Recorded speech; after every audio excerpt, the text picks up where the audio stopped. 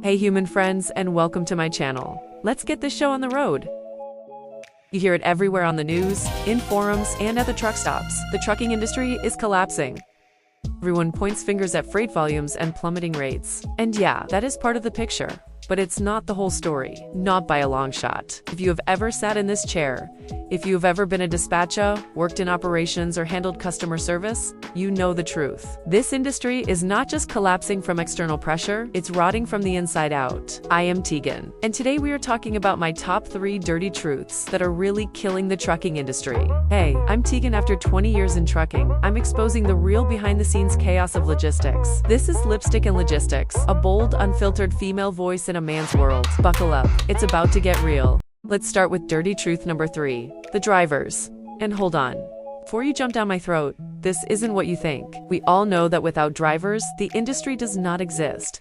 Because they are the absolute backbone of the industry. But, and it's a big but, some drivers are their own worst enemy, making a tough situation impossible. We bust our butts to line up great loads and plan efficient routes, and what happens? They show up late, if they show up at all. They ghost us right before pickup.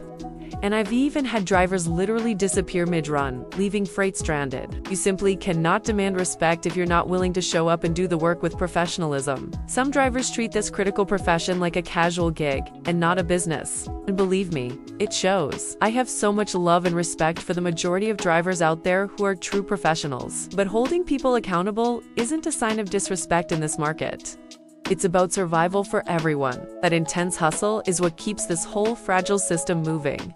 Okay, on to dirty truth number 2, the dispatch and brokered games. Now, let me be clear, there are some fantastic and fair brokers out there who are true partners, but we all know the other side of the coin.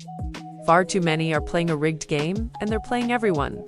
Drivers, customers, and even other brokers. They'll double book loads knowing they'll have to cancel on someone. They'll lowball you into the ground, reroute you last minute, and then act shocked when you're frustrated. And when things go wrong, poof, they vanish. The most infuriating part is the money game. They'll quote a customer $3,000 for a lane, then turn around and offer the carrier who's actually doing the work a measly $1,700, pocketing the difference. Then, they have the audacity to call you dramatic or greedy for asking for a fair cut. The chaos we're seeing right now isn't just because freight has disappeared or rates are astronomical or dropping drastically. It's because the market is finally shaking out the fake players and the scammers who can't survive without those huge margins. And honestly, it's about damn time. And that brings us my dirtiest truth of all time, the one that hits closest to home for people like me, the companies themselves. You can feel the desperation in every meeting. It's all panic about the numbers. We need to hit $67,000 by 2 p.m. The pressure is immense, and they love to throw around phrases like, "We're a family, and we're all in this together."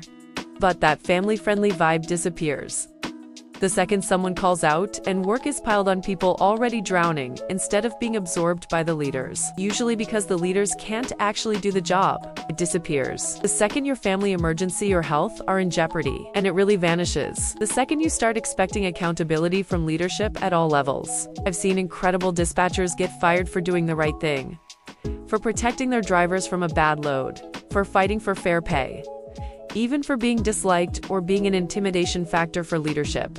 That's what loyalty looks like in some of these places. This industry doesn't just burn out drivers, it burns out the people in the office too. The operations staff, the dispatchers, and the customer service reps. The culture collapse always comes before the financial collapse.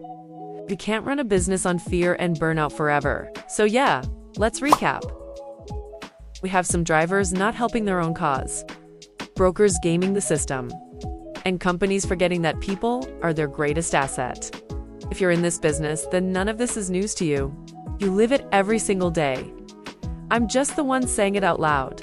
If this resonated with you, hit that subscribe button, and please share your story in the comments below. Someone out there needs to read it. And no, they're not crazy. Because you're not crazy, you're just in trucking. We'll see you in the next one, where every mile is a truth worth hearing. This is Lipstick and Logistics, where we talk about the good, the bad, and the toxic truth of this industry.